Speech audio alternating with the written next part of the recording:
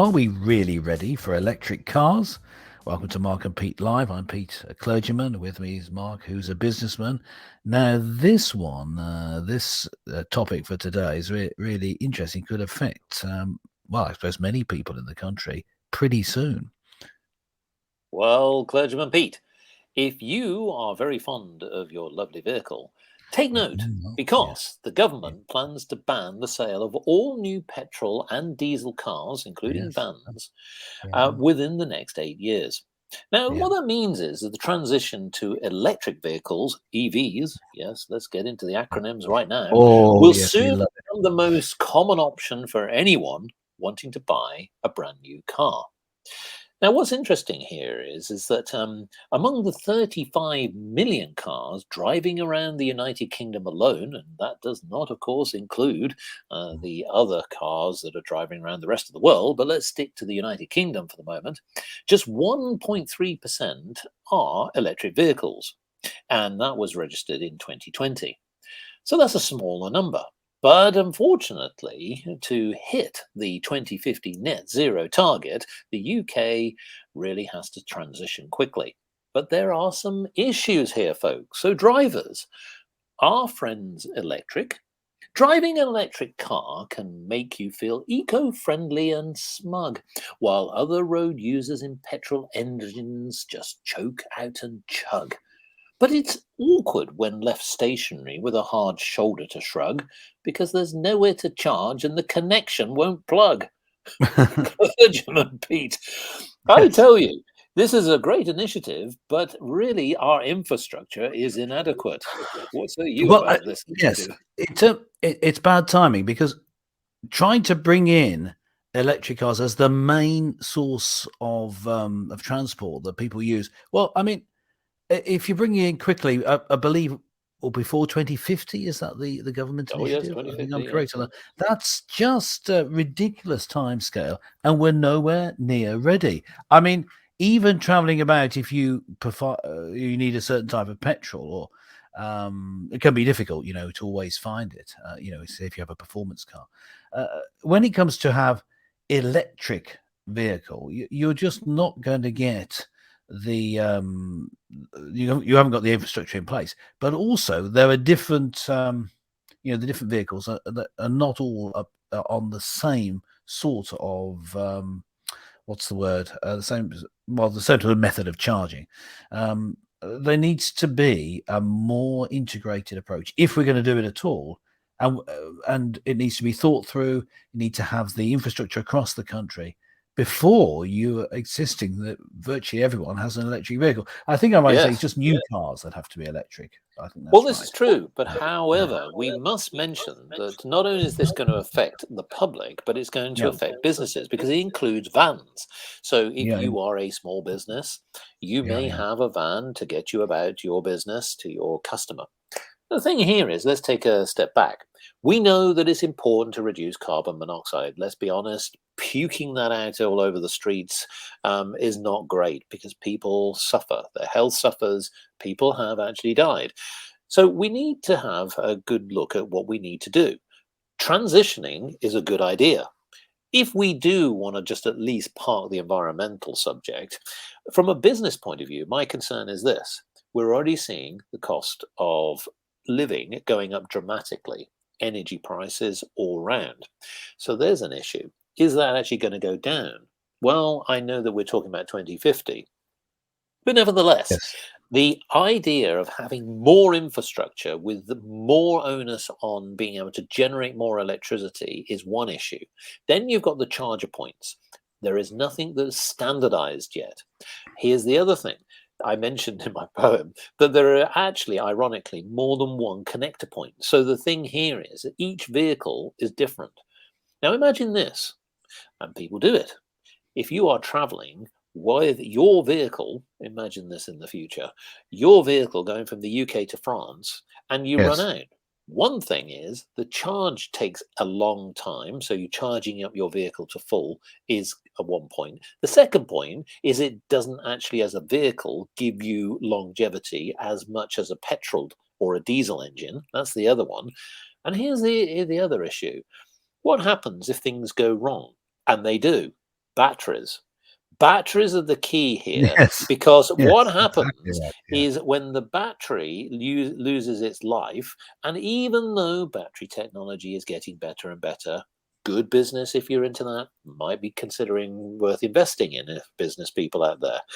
But what I will say is this: there comes a point when you have to do something with those batteries, and not all of those batteries are going to be refurbishing.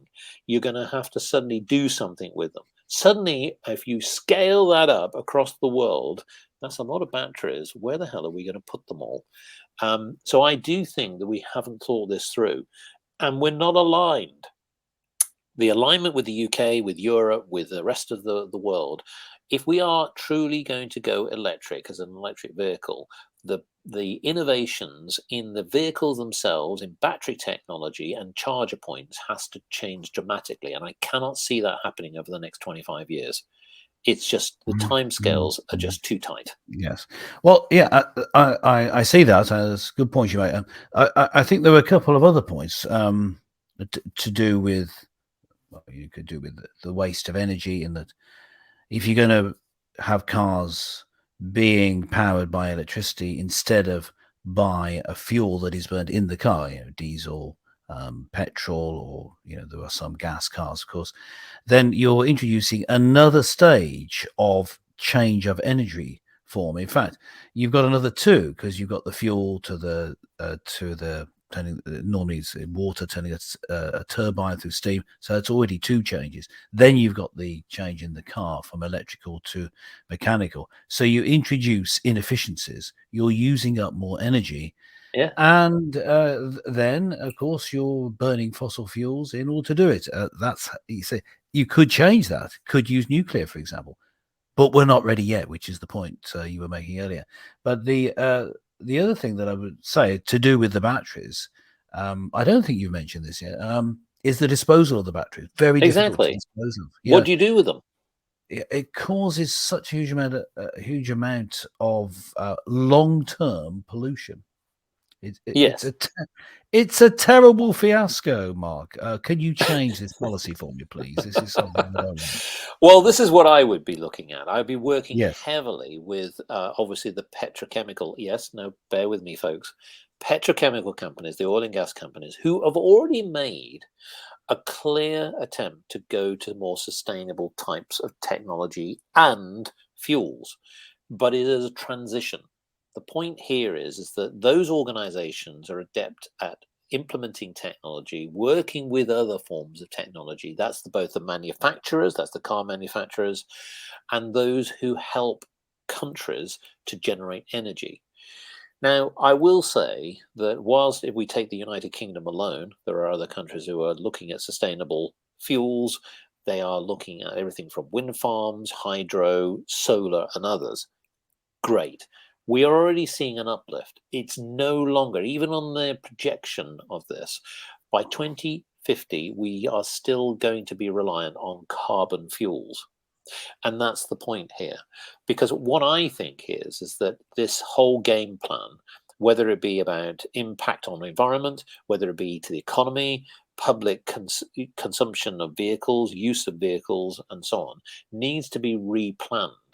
And what I'm worried about is that for some reason there's a disconnect between manufacturers, battery manufacturers, car manufacturers, governments, including then the alignment with what big energy companies are trying to do. There seems to be a big disconnect, because obviously the energy companies want to use their business model for as long as they possibly can. But I think that we simply are not going to get there. So what happens when we don't get there? Are we suddenly just going to stop? No, I think what needs to happen is that we need to completely agree with all of the different governments around the world, particularly in the developed countries, to say we are going to have a game plan. Let's push it out another 25 years. Then that will be 50 years. The reason is that when you look at the statistics, many oil and gas producing countries are going to start to run out. Not completely. There are some that go way beyond that. The big countries, as we know, America, Russia, and others, and to a certain extent, the Middle East. But I think that that's where we've got the opportunity. I think that they all need to come together and pull a different type of game plan. And if we don't do that, I can see that consumers will just simply say, we're not doing it.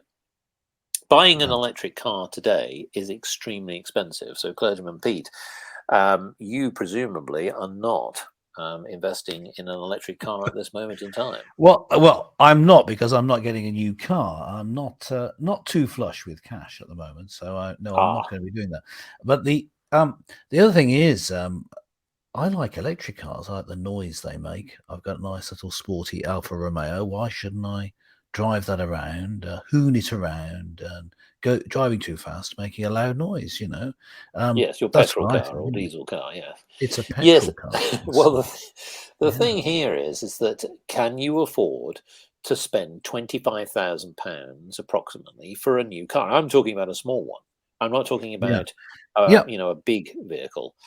And that's a lot of money for consumers to pay, because to me, even though, and I know that this is something that I must admit that one of the arguments here is that at the moment, even though electricity prices have gone up, the idea is that in theory the individual charging of a vehicle, of an electric vehicle, is less than a petrol one. So here's one thing, just to sort of close out this show. Now, Melanie Shufflebotham, yes, that's a real name, is the co-founder of Zap Map, which maps the UK's charging points. And she says, if an EV, electric vehicle, is charged at home, the average price people are paying is roughly 5 pence per mile. That compares, she say, to a low cost of between 15 to 25 pence per mile for a petrol or diesel car.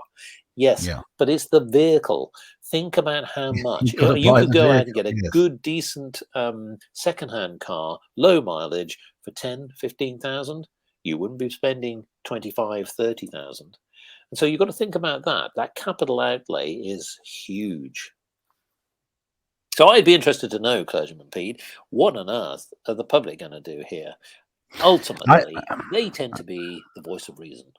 Yes. I think the only way to change this is just non-compliance. I think people have to not do it. It's the only way that the government sees sense, if there is mass non-compliance. So I'd like to hear what you gentle listeners are thinking. Put a comment below. We'd love to hear from you. If you're on the audio website, go to markandpete.com, leave a comment there, and we'll probably almost certainly read them. And then if we do, and it's a sufficiently angry and bigoted comment, then we'll include it in a future show. But that's it for this time. Catch you next time. Bye for now.